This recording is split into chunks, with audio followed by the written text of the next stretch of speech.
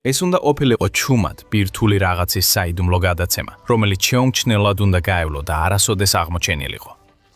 მაგრამ ვიღაცამ გაიგო. რაც შეეხება გადაცემას, ის სრული კატასტროფით დასრულდა. რუსეთმა სცადა ბირთვული რეაქტორების გაგზავნა ჩრდილოეთ კორეაში, რათა თავისი ბოლო დარჩენი მოკავშირეები მოკავშირეებიდან ერთ-ერთი გაეძლიერებინა. მაგრამ ვიღაცამ რეაქტორები ხმელთაშუა ზღვაში ააფეთქა.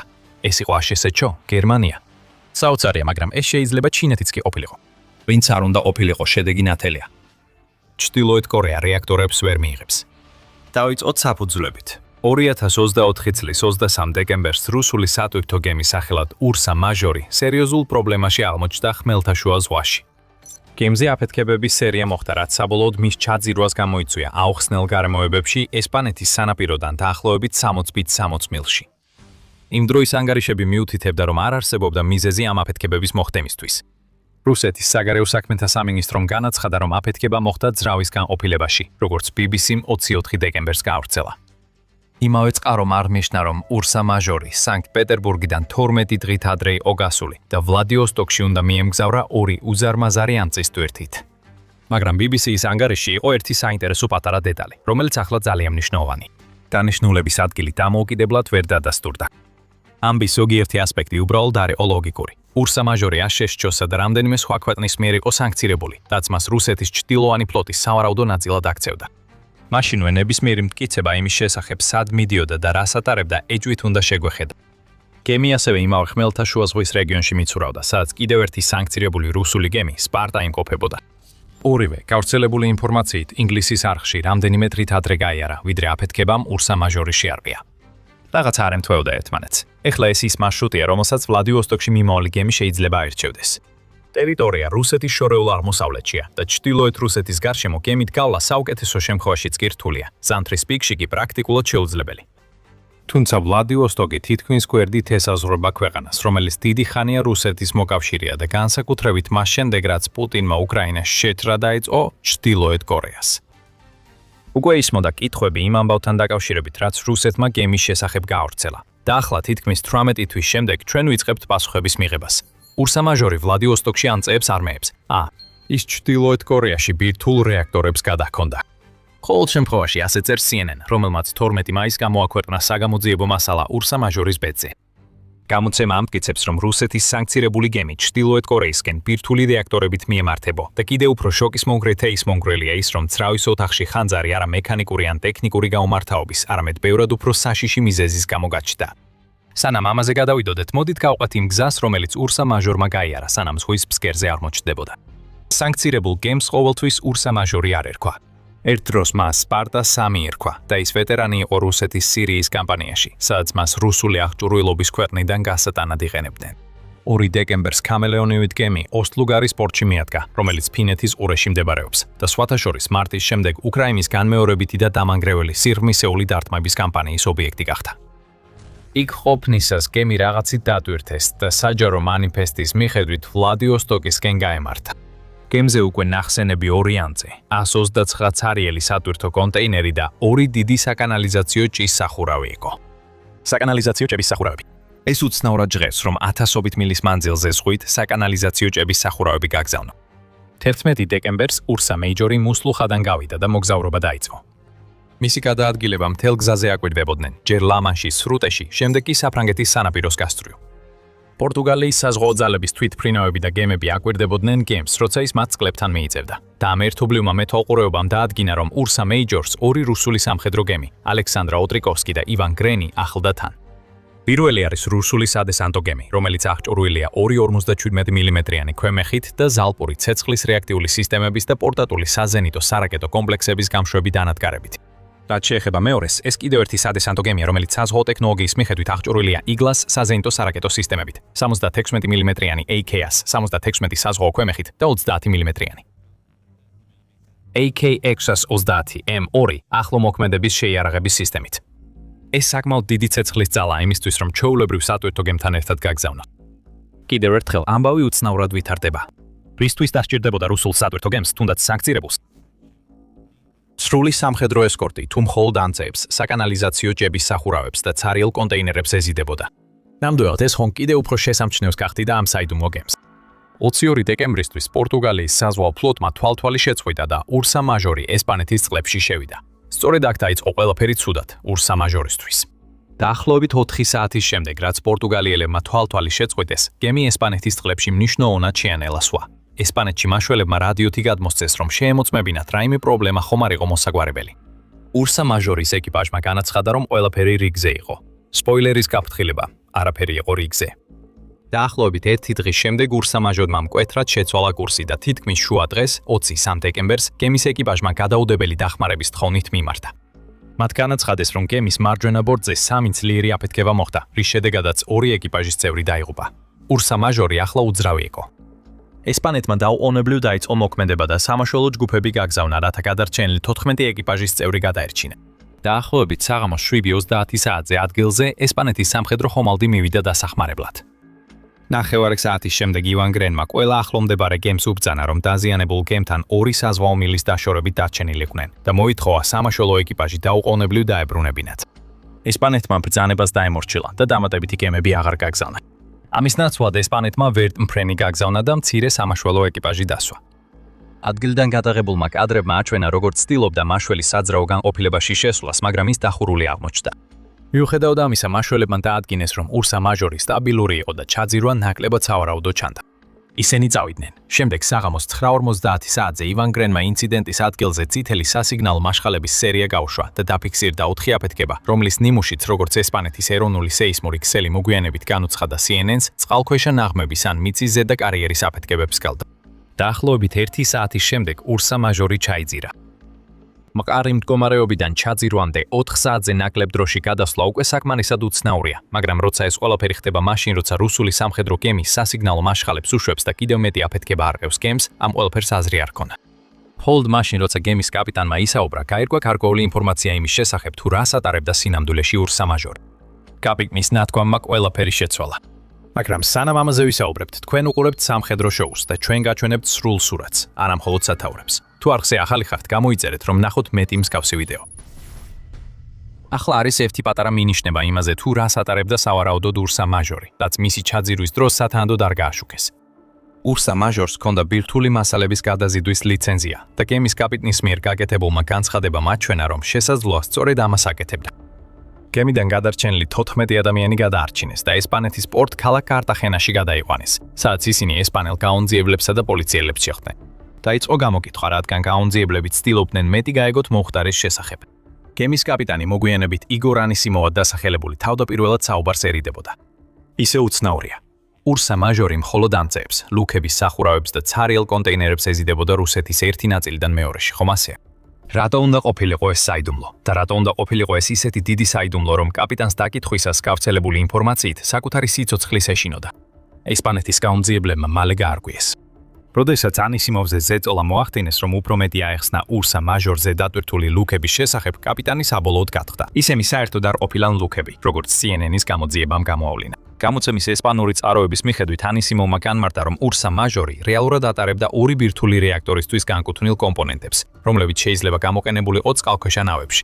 კაპიტნის თქმით, ამ რეაქტორებში საძოვი არ იყო. მაგრამ გავრცელებული ინფორმაციით ანისიმოვმა აღიარა, რომ მისი მთელი განრიგი მხოლოდ საფარი იყო. ის ფიქრობდა, რომ ვლადივოსტოკის ნაცვლად, როდესაც მისი ხომალდი მიახლოვდებოდა სავარაუდო დანიშნულების ადგილს, მას ჩრდილოეთ კორეაში გადაამისამართებდნენ.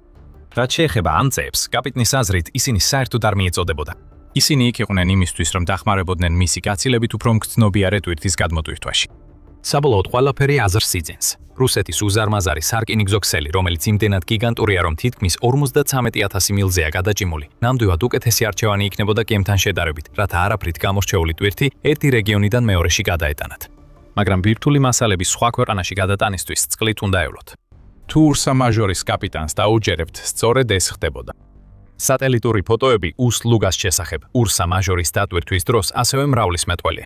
ისინი აჩვენებენ 2 ლურჯ კვადრატს და 2 თეთრ ობიექტს, რომელთაგან ერთ-ერთი დაახლოებით აბის ფორმისაა.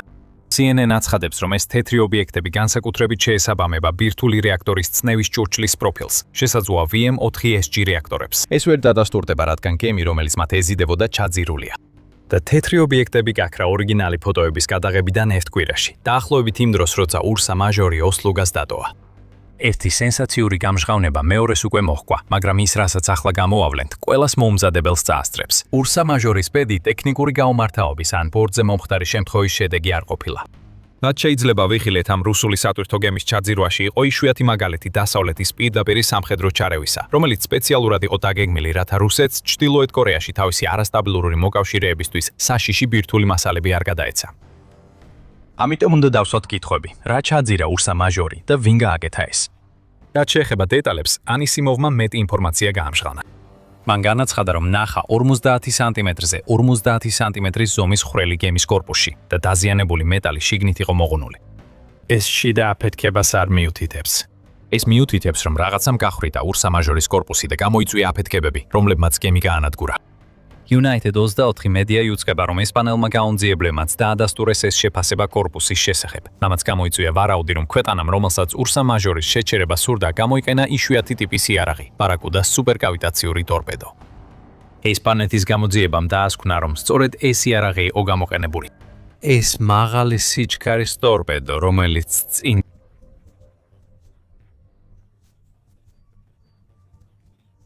ზოგ შემთხვევაში ეს განგმირო ხდება აფეთქების გარეშე, რაც ახსნიდა, რატო აქვს ურსა მაჟორის კორპუსზე ნახრეთს ასეთი ზომები. ტრადიციული ტორპედო კორპუსს მთლიანად დაფლეთავდა, მაგრამ ბარაკუდა თავისი სიჩქარის გამო სასიკვდილო სიზუსტით ახერხებს შეღწევას და შემდეგ აფეთქებს თავის მუხტს უშუალოდ ხომალდის შიგნით. რაც შეეხება იმას, ვინ გამოუშვა ბარაკუდა, ეს კიდევ უფრო დიდი კითხვაა. CNN იტყობინება, რომ მსოფლიოში მხოლოდ რამდენიმე ქვეყანას აქვს ასეთი ტიპის ტორპედო. რუსეთი ერთ-ერთია მათ შორის, რაც აჩენს ვარაუდს, რომ რუსეთმა შეიძლება თავად ჩაძირა საკუთარი გემი. მას შემდეგ, რაც ძრავის განყოფილებაში მომხდარმა დაუკავშირებელმა აფეთქებამ ის ხმელთაშუა ზღვაში უმოქმედოდ დატოვა. თუმცა არც ერთ სამხედრო გემს, რომელიც ურსა მაჟორს აცილებს, არ შეუძლია ეს ბარაკუდა ისროლოს. ყოველ შემთხვევაში ჩვენთვის ცნობილია ასე. ირანსაც, როგორც იუწყებიან, აქვს ბარაკუდას ტიპის ტორპედოები, თუმცა ის რუსეთის მოკავშირეა. შეიძლება ირანი ცდილობდა ჩააშალა ჩრდილოეთ კორეის ბირთვული ამბიციები. ვარაუდობენ, რომ ირანის რეჟიმი 2024 წლის ბოლოს არ აპირებდა რუსეთის გაღიზიანების რისკზე წასვლას, განსაკუთრებით მაშინ, როცა რუსეთი და ირანი ახალი პარტნიორობის ხელშეკრულების გაფორმების ზღვარზე იყვნენ. შემდეგ არიან დასავლეთის ქვეყნები. იუწყებიან, რომ აშშ-ს ბარაკუდას ტიპის ტორპედოები აქვს. CNN იუწყება, რომ ასევე რამდენიმე ნატოს წევრ ქვეყანასაც აქვს ისინი. გერმანია ერთ-ერთია მათ შორის. როგორ ვიცით ეს? სწორედ გერმანიამ შექმნა სუპერკავიტიერენდერი, სუპერკავიტიერენდე უნტერვასერლაუფკორპერი, რომელიც სხვაგვარად ბარაკუდათ არის ცნობილი. გახსოვდეთ, რომ გერმანიის ნატოს მოკავშირეები თითქმის მთელ მისი მოგზაურობის განმავლობაში აკვირდებოდნენ ურსა მაჟორს. შეეძლო თუ არა გერმანიას, რომ თავისი ტორპედოები ფარულად ნატოს თანხმობის საფუძველზე გამოეშვა. კიდევ ერთხელ ყველაფერი შესაძლებელია, ისევე როგორც აშშ-ს მხრიდან თავდასხმის განხორციელება. სამწუხაროდ ესეც მხოლოდ ვარაუდებია. ყველაფერი, რაც ნამდვილად ვიცით, არის იმ ქვეყნების სახელები, რომლებსაც ბარაკუდა აქვთ. ვარაუდებს ამძაფრებს ისიც, რომ ბარაკუდას გაშვება აუცილებელი არ არის წყალქვეშა ნავიდან. ის ასევე შეიძლება ჰაერიდან წყალში გაუშვან, საიდანაც აგრძელებს სუპერკავიტაციურ მოძრაობას.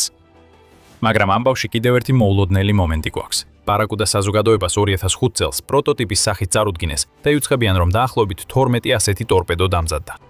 თუმცა ის ასევე ოფიციალურად არასდროს გადასულა განვითარების ან შესყიდვის ეტაპზე. სხვა სიტყვებით, არავის უნდა კონდეს ის ტორპედო, რომელიც ესპანეთის აზრით პასუხისმგებელია ურსა მაჟორის ჩაძირვაზე. შესაძლოა ეს ნიშნავს, რომ რამდენიმე სხვა ქვეყანამ გერმანიის მიერ შექმნილ ტექნოლოგიაზე დაყრდნობით საკუთარი ბარაკუდას ვერსიები შექმნა.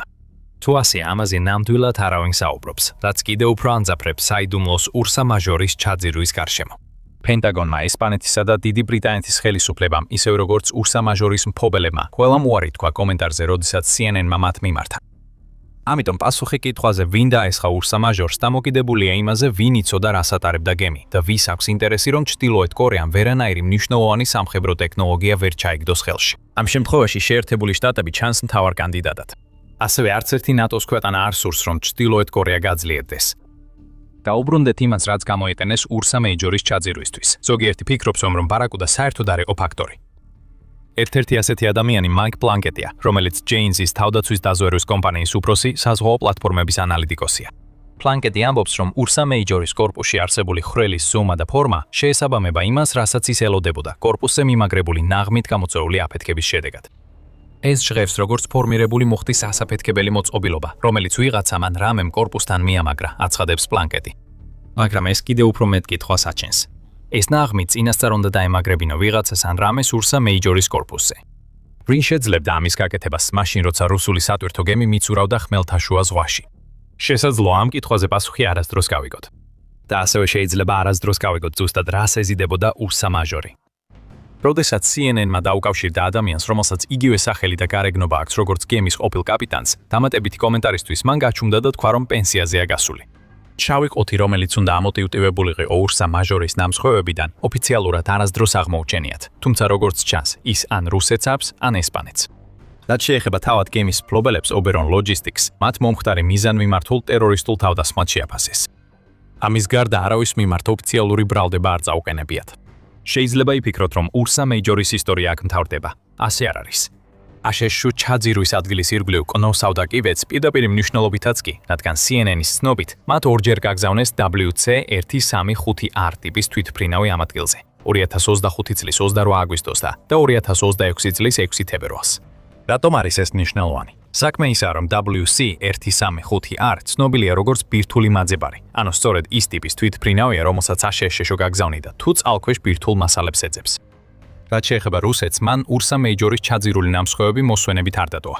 13 მაისს New Voice of Ukraine-მა გაავრცელა ინფორმაცია, რომ რუსული ხომალდები ჩაძირვიდან დაახლოებით 1 კვირის შემდეგ ისევ დაბრუნდნენ შემთხვევის ადგილზე.